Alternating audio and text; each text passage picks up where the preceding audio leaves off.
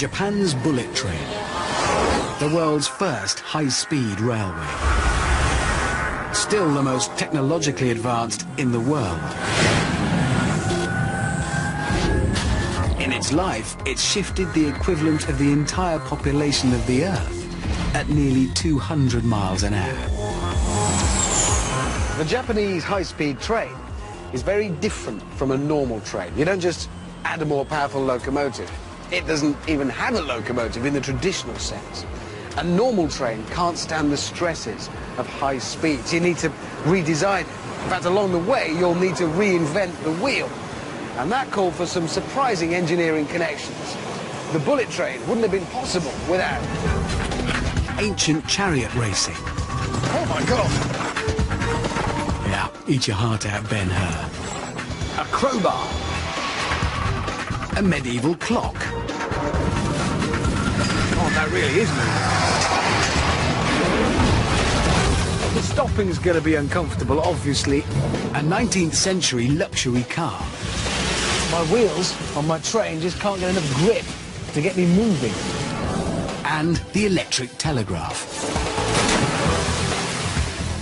Any sign of an earthquake? Yeah, there's something coming there. Right.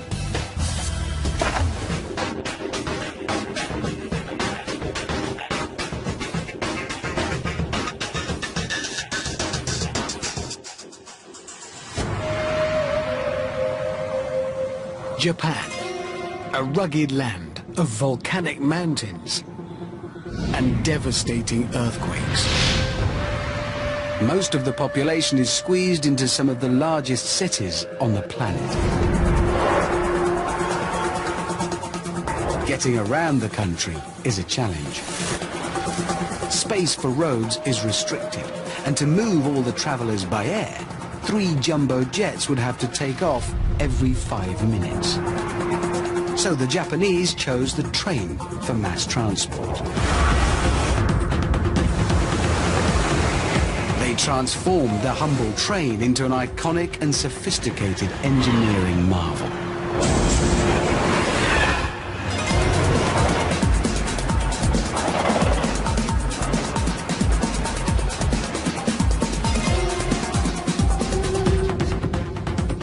This is the N700 bullet train, latest in a line of pioneering high-speed trains. And, well, it even looks fast, which it is. Close on 200 miles an hour, 300 kilometers an hour in regular service. But if you think it's all about what happens here at the pointy end, you'd be wrong. It's much more radical than that. The whole thing is a system designed to get up to speed, then to corner safely and comfortably, even to stop automatically if there's an earthquake. It is quite a train. How do you turn a normal train into a bullet train? It starts with the simplest thing: the shape of the wheels. You would think the one place where a wheeled vehicle would have no problems at all is a straight piece of track like this. I mean, you've got wheels, rails, no bends. What can possibly go wrong? In fact, everything can go wrong if the wheels are the wrong shape. I mean, it's still round. Round is good in a wheel. But it's the part that touches the track here that makes contact. That is absolutely critical. Without the help of a medieval clock, a high-speed train could simply throw itself off the rails. No need to take my word for it, because I've brought my very own carriage to the Hammond Railway's proving ground for its inaugural journey to test its wheels. It's not a grand design. It doesn't even have its own power, but that doesn't matter, because I've got a powerful winch to drag it along this dead straight piece of track at speeds up to 50 miles an hour. Unfortunately, Hammond Railways don't stretch to basic amenities, like seats. That's one of the reasons why I won't be riding on my carriage. The other reason is, well, it doesn't have any brakes. I did say it was basic. It'll be brought to a complete and probably quite sudden halt by that barrier down there. On the plus side, this does have everything we need to show just what high-speed train engineers are up against. Namely, we've fitted it with these train-style wheels. They're exaggerated, yes, but just like real train wheels, they're conical, angled where they rest on the track. They might look pretty odd, but according to Paul Allen, an expert in wheel dynamics, they'll show clearly what happens to real trains travelling at speed. Finally, Hammond Rail is offering a feature never before seen on trains: basketballs on poles. They'll show how the carriage moves. He's revving his V8 muscle car from 1970s. There he goes.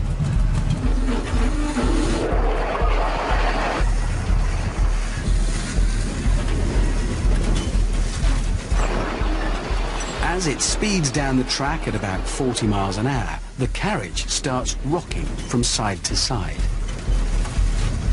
It's called hunting oscillation. I can see. Is that why the Yeah, the top of these posts are moving side to side? Yeah, you can see it hunting a bit now.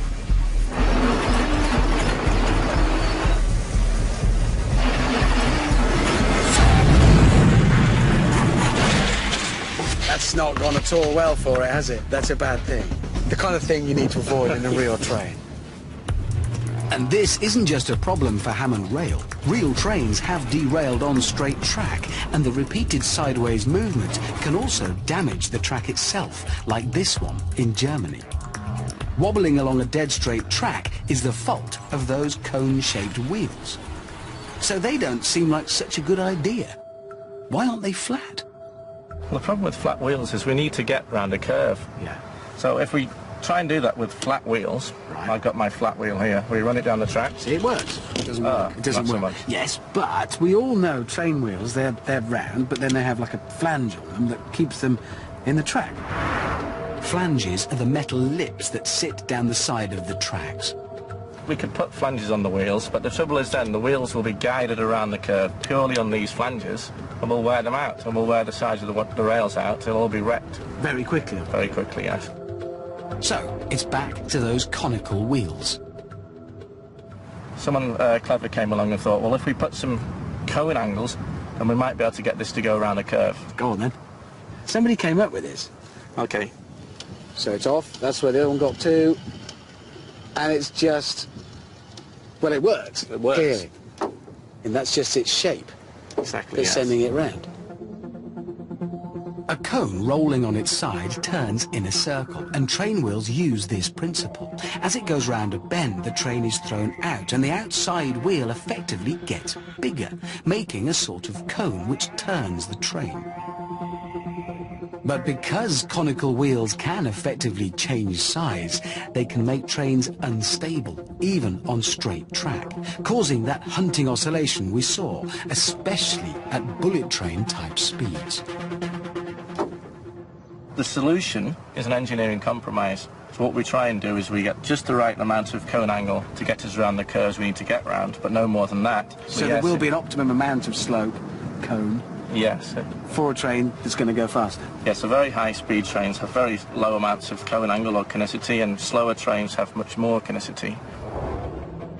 So the slope on a conventional train wheel is flattened for the bullet train. The angle is halved. Each wheel is precision machined to the perfect angle. And what's good enough for a bullet train is good enough for Hammond Rail. I'm exchanging my extreme conical wheels for flatter ones. I've also added some weight to try and stop it derailing again. I'll admit Hammond Rail doesn't offer a complete service yet. No return tickets. You have to push yourself back to the station. Inconvenient, but cheap. Here he goes.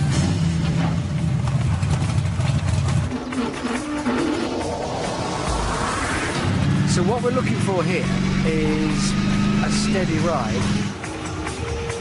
Nice ride. No hunting. That's perfectly happy. That is going quick, actually.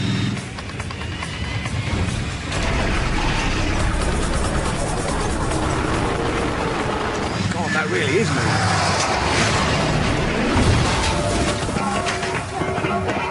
The stopping's going to be uncomfortable, obviously, in a real a real situation. The flatter wheels have eliminated hunting oscillation. Look how steady the basketball telltales are. My carriage travels straight and true on the rails, which means it can go really fast. But still nowhere near as fast as a bullet train. For those kinds of speeds, the engineers couldn't just rely on flatter wheels to avoid hunting oscillation. They needed a two-part solution. The second part of which lay at the heart of a medieval clock.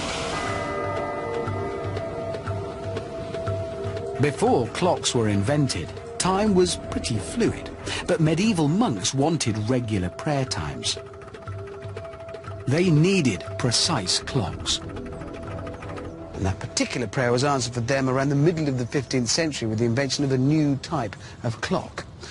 And the device that transformed clockmaking, monastic life, and ultimately the bullet train was this, the coiled spring. There's one in here, in this clock as well. All it does, as you wind it, it coils itself around itself tighter and tighter, and that's storing energy. Then as it unwinds itself slowly, that energy is released, and it's that energy that's used to turn the gears and cogs that turn the hands and tell us the time. And with a little bit of tweaking, this horological motor would go on to help solve the problem of hunting oscillation on the bullet train. Because coiled springs are also good for suspension systems. By stretching and squashing, they smooth out bumps in the road, as car mechanics discovered in the early 20th century. And train engineers adopted the same idea. Coiled springs, in fact, are particularly good for trains because they don't just absorb up and down motion, they also dampen side-to-side rocking. On the bullet train, coiled springs absorb the energy of the hunting oscillation. Stiffer springs absorb more energy, so they dampen the sideways movement, so the train can't rock as violently. Right, they are actually building trains here, so I'll get out of their way.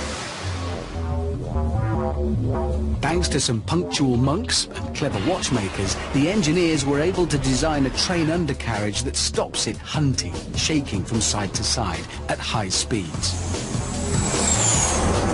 With flatter wheels, the train rolls so straight that it wears an almost perfect line along the rails. The machining of the wheels is the beginning of the journey for the bullet train. It ends up like this, a brand new bullet train. And once built, it's ready to take its first high-speed journey.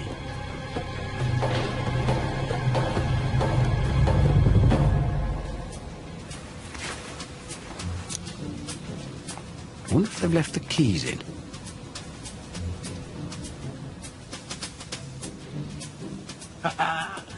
Here it is, the business end. I'm guessing flat out. What, close to 200 miles an hour, 300 kilometers an hour. Being a train driver is quite exciting again. This might be in the workshop, but it is actually wired up and ready to go. It'll be driven out of here. But not now, not by me.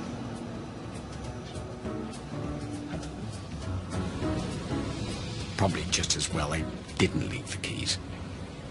But what happens when you do switch the train on? To move at all, let alone reach breakneck speeds, the bullet train needs power.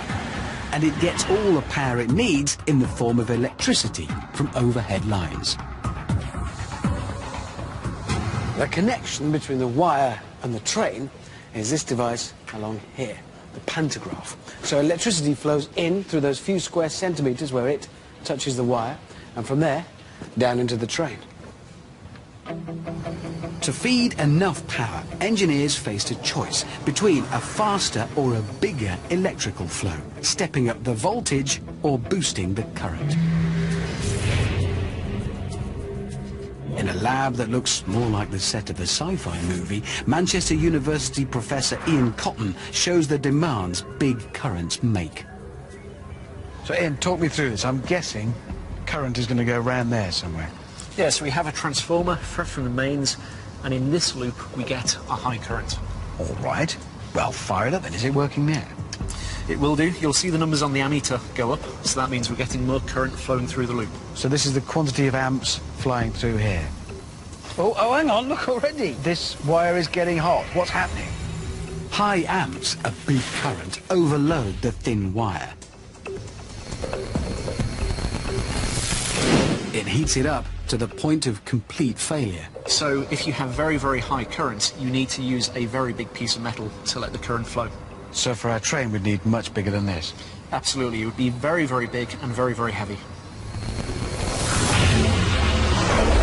To carry enough current for the bullet train, the overhead wires would have to be huge, thicker than a man's arm, and enormously expensive. Totally impractical for train lines that run for hundreds of miles. The only other way to give the train the juice it needs was to up the flow, the voltage.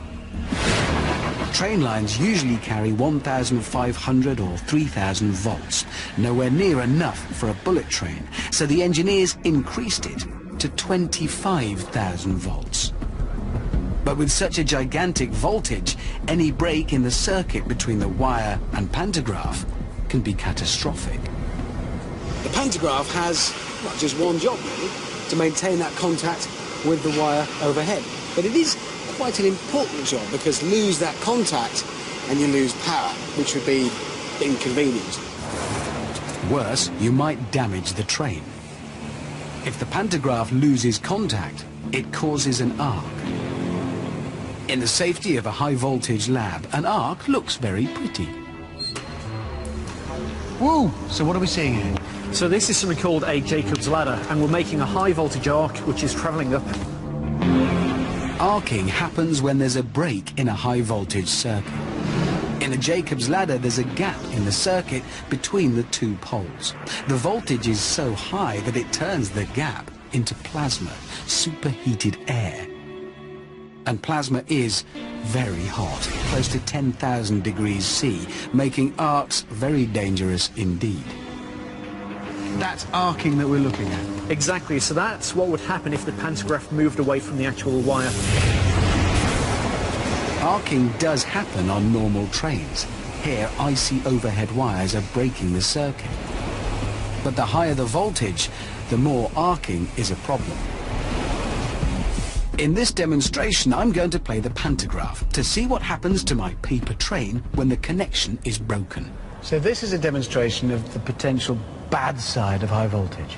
Yeah, so the copper bar is at high voltage, and if you touch that pole to it and move it away, you'll make a high voltage arc. Okay. There we go. But when it gets near to things... Aha! Yeah, straight away that's... Do you know, I can see the downside there. What's happened is it's set fire to my train quite badly. Okay, so it's no surprise that the plasma arc ignites a paper train, but it can also damage a real train and its overhead wires.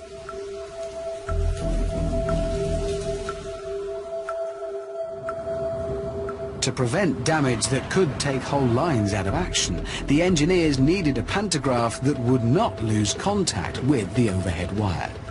And the key to their solution lies in this. It's just a crowbar. Well, a lever. And used in the right way, it can keep the pantograph pressing against the wire no matter what. Which is a good thing, because you really don't want to mess about with dodgy connections and massively powerful electrical supplies. Levers are essentially pretty simple devices. There's something long, like this, that pivots around a fulcrum, like that. The longer the lever, the more it can lift. So, to move something heavy, like this anvil, I'm going to need a longer lever. Yeah, that should do the job. In place, and, well, that's easy. It was the Greek scientist Archimedes who first worked out the significance of the distance between fulcrum and where the force acts on a lever. He reckoned, rather famously, that with a long enough lever he could move the Earth. Though he would, of course, have needed somewhere to stand to do it. The bullet train's unique pantograph acts like a lever too. A spring pulls the pantograph up. If the spring contracts, it pulls with less force. To compensate, a cunning mechanism automatically lengthens a lever, increasing the force. The whole thing is a compensatory mechanism, and the result is a constant pressure against that wire. And so far, they've been able to keep the train supplied with high voltage power without frying the pantographs. With power on board, the engineers face their next challenge. How to convert the power to speed. And in particular, how to make a train fast from a standing start. It needs the right balance of power and grip. Making something fast isn't just about making it more powerful. You need to consider its weight too. Light is good. That's why they don't make fast cars out of lead, you may have noticed. But here's the thing. You can make something too light. If a vehicle's too light, it can't grip the ground enough to get traction, which is how things like cars and trains turn engine power into movement. Without traction, you're not going anywhere, no matter how big your engine. To demonstrate, I've created my own train and a very slippery track for it to run on.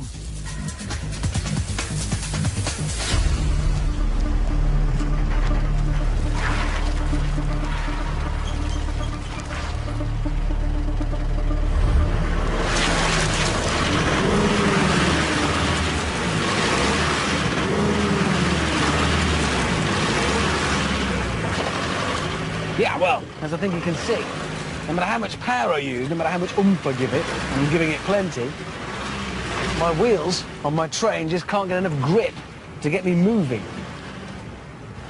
In fact, sometimes the more power I use, the worse it gets. My train doesn't have good traction because it's too light to grip properly. Of course, wheel trains don't run on skid pans, but they too can suffer from not having enough traction. One way to improve traction is to increase weight, especially if the added weight is over the driven wheels, which in the case of this pickup is the rear wheels here at the back. All of which means that lot needs to go in there. So carry on, I'll be here. Isn't it great when everyone pulls together? Team effort. There we go. The last bag in place. I did all of that there. Those bags then, the weight right over the driven wheels at the back of the truck. Time to test it. We have added about half a ton above the rear axle.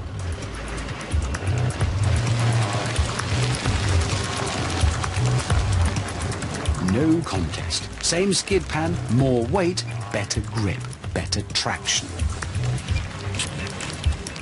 But the last thing you want to do to a train designed for speed is add weight.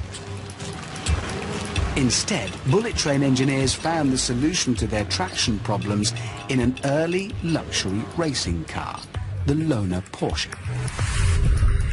In 1899, Ferdinand Porsche, that Porsche, designed a pioneering car in which each wheel was driven by a separate motor, the first four-wheel drive. And as off-roaders the world over know, with more driven wheels, you get better traction. I'm going to need to modify this vehicle.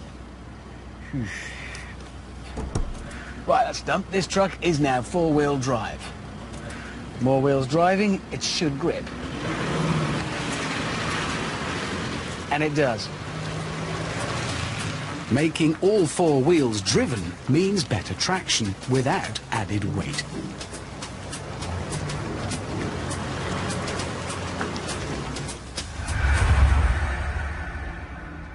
And the Japanese did exactly the same with the bullet train, flipping the traditional train around completely.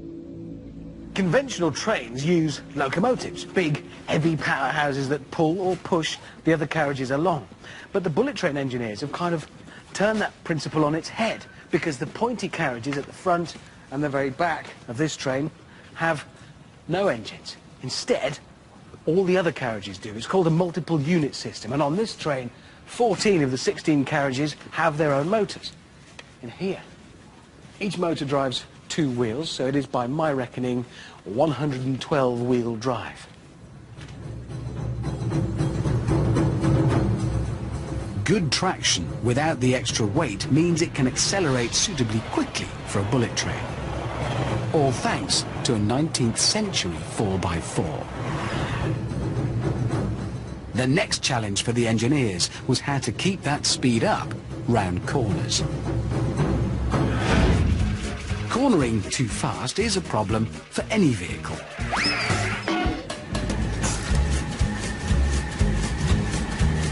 This is Dave. He and his motorcycle sidecar are going to be the guinea pigs in my new challenge.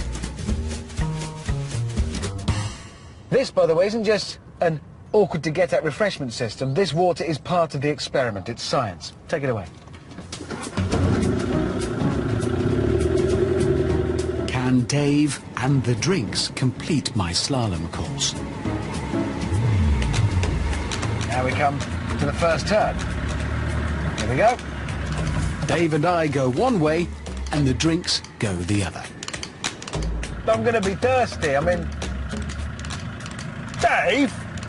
Saw my drink's gone. No big surprises there, OK, but in the interest of science, we must dot the I's and cross the T's. We all know the feeling, if you've ever been around any sort of corner at speed, when you feel you're being pushed to the side. It's called centrifugal force, and basically it's because your body as an object, wants to carry on going in a straight line, but the car, or bike, is pulling you that way. So relative to it, you feel a force throwing you that way. And centrifugal force can have deadly consequences. In Osaka in 2005, a commuter train took a bend too fast and flew off the tracks. 107 people died. Thankfully, derailment is rare. But tight bends and high speeds produce strong centrifugal forces. Bullet train engineers didn't want to slow the trains down. To get round the problem, they turned to some of the very first wheeled vehicles. Chariots. Ancient charioteers knew how to corner quickly without flying off track, and so did their modern counterparts. This is a modern chariot, a scurry. Jeff Osborne is our Ben-Hur, and these are his ponies, Zig and Zag. So what am I going to What do? you're going to do, you're going to keep the car stable. I thought I was just sitting a bit of passenger. I was going to bring a book. No, you're not going to read a book. You're going to lean this way and lean that way. So if I get it wrong... We'll roll over. These modern charioteers race around twisty courses with lots of cornering. And to keep the scurry stable, usually Alison sits on the back and leans into the turns. But today, I'm doing it. No pressure then. Never let go. If a pony trips, you'll be straight out the back. Bad. So, 1, 2, lean. 1, 2, lean, and I lean the way As far as into you the can. turn as far as I can Yeah. go. If the wheel starts coming off the ground, you lean further. Right. So, after that, frankly, terrifying briefing, we're off. This is nice. I like this speed. This is fast enough.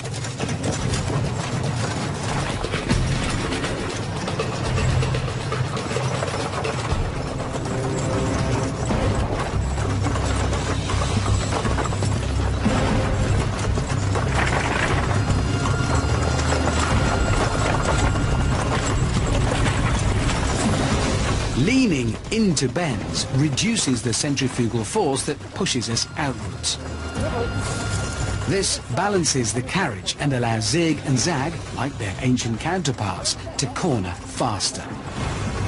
It's a technique first recorded by ancient Greek author Homer in his epic account of the Trojan War, the Iliad. Ancient charioteers couldn't possibly have known about the Newtonian laws of inertia and centrifugal force. How could they? They hadn't been invented yet. But somehow they instinctively knew that leaning helps you turn faster. I'm sure it looks lovely, but it's really frightening. But what about my prototype mobile bar? To see if leaning is the key to success, I fired Dave and drafted in Frank. So, I am going to try this again. I am determined to crack my motorcycle mobile refreshment system solution. And I'm going to use this, which is a rather different motorcycle and sidecar outfit, because this one tilts. I'm ready, sir.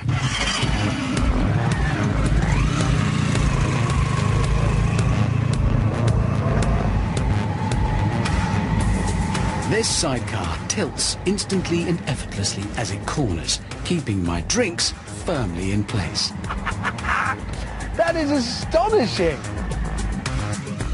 Ben-Hur was clearly onto something, though I'm pretty sure he never foresaw its impact on mobile refreshment systems.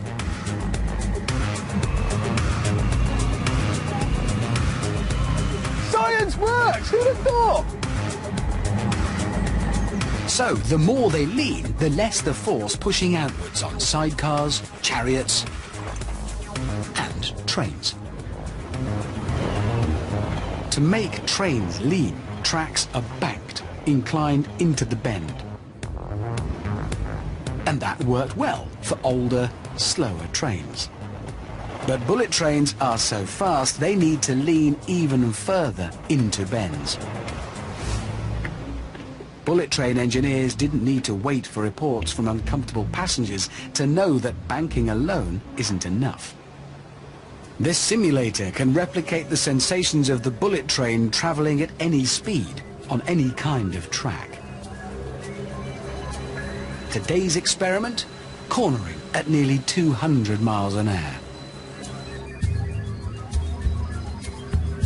Right now, going in a straight line, and I'll admit I'm completely convinced, as far as I'm concerned, I'm in a high-speed train. And as we go into the bend, this has been set up to simulate just a banked track.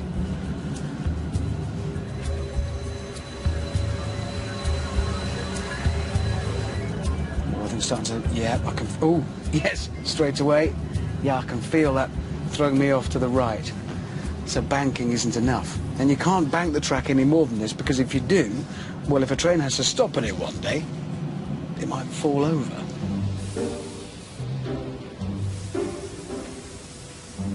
Which is where Ben-Hur comes to the rescue.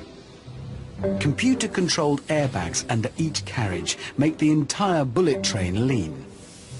As it corners, each section of the N700, the latest bullet train, tilts independently at just the right time and by just the right amount. On a real bullet train, the effect is quite noticeable. Or, in fact, it isn't. And that's kind of the point, isn't it? Because right now, judging by the blur through the windows, we're doing the kind of speeds that present a bit of a problem for my tea if there weren't some controlled tilting taking place. In fact, I'm so confident I'm going topless. This would be potentially dangerous without a very clever train. Look at that, I mean, it's not going anywhere. What if Ben-Hur was a tea or a coffee man? Nah, it was coffee, I'm sure.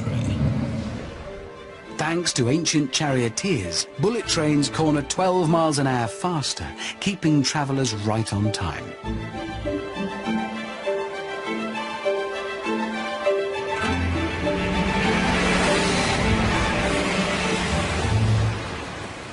So, bullet trains stay on track, along straights and around bends, as long as the track itself stays in place.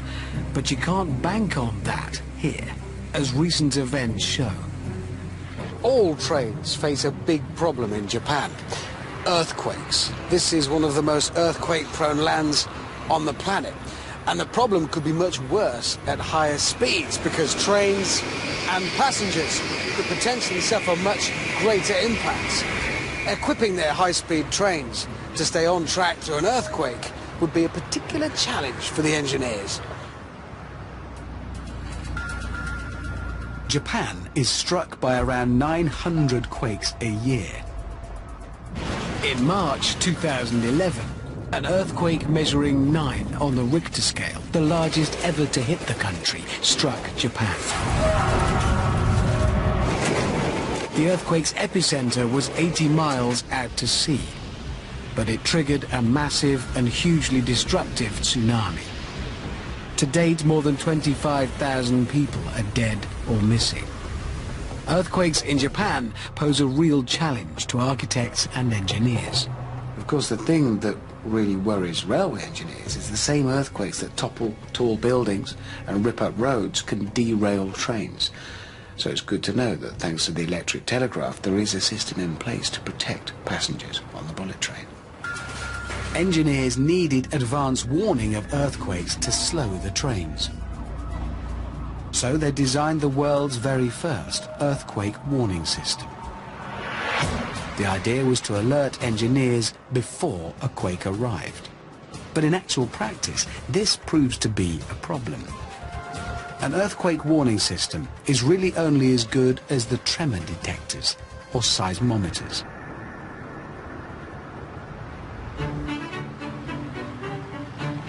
To understand the problem, we need an earthquake. And back in England, you can wait all day for one to come along. But according to earthquake expert Hugh Hunt, a lake and a large weight will replicate the key components of a seismic shock. And a precarious tower of blocks will play the part of its potential victim. Right, Hugh, we've assembled everything you asked for. We're in a boat on a small lake, and over there is a digger with a big weight in it. How's this an earthquake? Well, we can simulate an earthquake by dropping this lump of metal into the water, and it's going to create a wave. And in an earthquake, you've got waves in the ground. Hugh has set up a system to warn me of the quake before it strikes, so I can try to protect the tower. It all depends on this. That thing there is a seismometer. It measures motion. Hugh's seismometer should detect the quake and trigger a warning on his laptop. So we have an earthquake detection system down there attached to my tower. Yeah. So it's going to know when there's an earthquake. I'm going to use my earthquake detection system to tell you when you have to take action to protect the tower, right? So this is my earthquake. That's the earthquake protection system. Okay, Richard, ready for an earthquake? Yeah, I am, yeah. Right, so I'm going to ignore the sound of a large weight dropping into the water 20 meters away from me. I won't move until Hugh's warning system detects the quake. Okay, earthquake, go!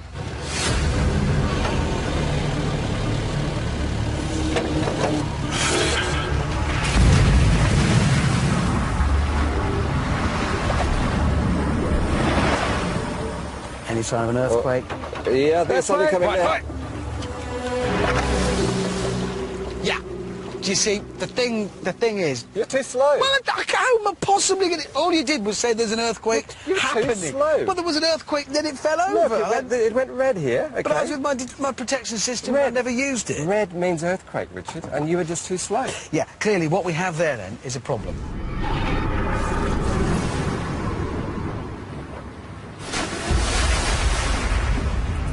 Hugh's system only detects an earthquake when it's arrived. Not much advance warning, not much good. Luckily for bullet train protection, earthquakes aren't quite as sneaky as this. They actually announce their arrival with small, fast-moving waves. What they discovered back in 100 and something years ago was that there's two waves, a primary wave, which they called the P wave, and a secondary wave, which they called the S wave. The slower S waves are the destructive ones that topple cities and floating towers. They're what Hugh's seismometer detected, but too late to be a useful warning. The key to advance warning is to detect the faster P waves. But unfortunately, P waves are much smaller than S waves. You need a more sensitive seismometer. And for them, you need electromagnets, first used in the electric telegraph way back in 1837. This is a working model of a device that quite probably represents the very first use of electricity for, well, anything. And it's actually a machine used to communicate between railway stations. Central to it is electromagnetism. Behind the metal needles are coils of wire. Passing a current through a coil turns it into an electromagnet, which moves the needle. Reversing the current moves the needle in the opposite direction. If I pass a current through the coil, the needle moves. If I switch it and pass the current the other way, the polarity switches, the needle moves the other way. All I needed then was a map of letters, and you can point to them if I want to spell an H or an I or a K. If I want to do an E, point both needles. Hasn't got all the letters, there are only 20 on here, so it's an early form of texting. 150 years later, the electric telegraph has made way for mobiles and the internet, but electromagnets are still very useful. This isn't a telegraph machine, obviously it's a crane, quite a big one. But the important bit is at the business end there, because it's an electromagnet.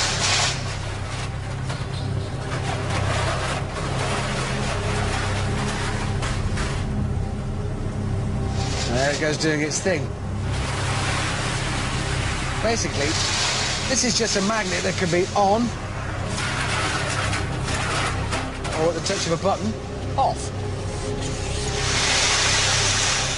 Suddenly it's no longer a magnet. But it isn't always that simple, because it can be a question of degree. It can be powerful or less powerful. You can vary this crane's lifting power. Small current, weak magnet, less lift. Up the current and you can shift large lumps of metal. But that's not all. You can measure changes in electromagnetism very accurately, and knowing how much force is being used is the key to protecting the bullet train. And, I hope, my tower from earthquakes.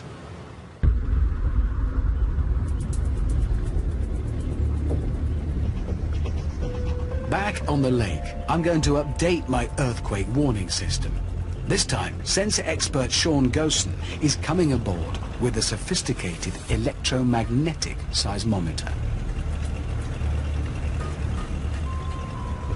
So, Sean, you came aboard bringing with you your posher piece of kit. What essentially is the difference between... This is the real deal, isn't it? This is... Yes, it's much more sensitive.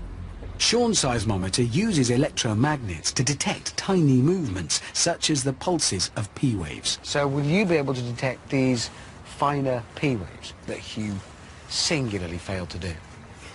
Well, Thanks, Richard. Well, your earthquake warning system consisted of saying there's an earthquake and everything's fallen over. Sean's seismometer is so sensitive it needs to be placed on the stable lake bed. OK, well, if everybody's in the right place, we'll give this a go.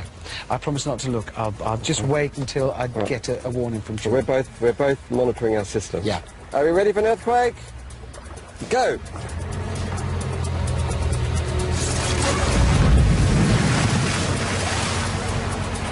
Okay, Richard. I've deployed my system. That is an early warning. Look at that. Oh! Richard, here comes an earthquake! Yeah, thanks, Hugh. We know there's an earthquake because everything's moving, but it's OK. I think my earthquake protection net has saved the day, and it was only able to do so because you could actually warn me there was an earthquake coming this time, rather than you could tell me there is one. And it's that difference, that it's just the fact that your system can detect those finer, smaller, different frequency waves. Sean's system alerted me about 7 seconds before the quake arrived, an actual advance warning. And seismometers using electromagnets are also sensitive enough to protect the bullet train. The current system is the most sophisticated earthquake warning system in the world. About 70 linked seismometers along the track and nearby map seismic activity. 2 seconds after detecting P waves, power is switched off and any train in the danger zone automatically brakes. For vehicles with a stopping distance of nearly 2 miles, every second counts. The March 2011 earthquake destroyed stations, tunnels and bridges up and down the bullet train network. But crucially, not a single bullet train was affected, because the earthquake warning system automatically brought them to a halt. In some cases, 15 seconds before the tremors damaged the tracks. But what happens if there's no time for the brakes to kick in? 7 years earlier, one train was so close to the epicenter of an earthquake it was derailed. The only time this has ever happened. This prompted engineers to develop a cutting-edge anti-derailment system. This is the Bullet Train Research Centre. They don't let just anybody see their pioneering kit, and I'm shadowed at all times. Ah, hello. おはようございます。村松と申します。 Yes, hello. 今日よろしくお願いします。 Very nice to see you. どうぞ。 Ah, right, sit down. はい。 Okay, this is where I'm going to find out all about the じゃ place. The engineers were keen to share the complicated earthquake science behind the system, but it's all Greek, well, Japanese to me. クラスでもう一度揺らしてみます。大映像を次にご覧いただきます。 Yeah, I should have brought a phrase book there. Fortunately, the lesson has a practical demonstration for underachieving students like me. It's one of those simple but effective solutions. They've fitted an extra rail. So in the event of a train being caught too close to the epicenter of an earthquake for the P-wave system to detect it and warn the driver in time to slow it down, this is here to keep everything on track. Even when the ground moves violently, the wheels are held in place by the extra rails. As with every part of the bullet train, it's been exhaustively tested. To find out if their idea worked, the engineers built themselves, well, it's a model train set. Admittedly, the track doesn't go very far, but then it is built for a very specific purpose. This is a 1/5 scale replica of the real thing. And it has a feature that probably most model railway enthusiasts don't have on their set at home, an earthquake simulator. The lip of the wheel sits between the two rails, so even the really violent tremors can't shake this train off track. The special rails are currently being introduced along sections of the line. It really is an astonishing train. Fast, earthquake-proof, always on time, and beautiful too. Bullet train engineers have moved technology pioneered in Britain 200 years ago into the 21st century. Now, bullet train technology is being exported all over the world, even back to Britain. The bullet train really has led the way to a new global age of the train. China and America are committing to high-speed rail networks. And this remarkable, revolutionary train wouldn't have been possible without Ancient chariot racing. Oh my God! A crowbar. A medieval clock. God, that really is moving. The stopping's going to be uncomfortable, obviously. A 19th century luxury car. My wheels on my train just can't get enough grip to get me moving. And the electric telegraph.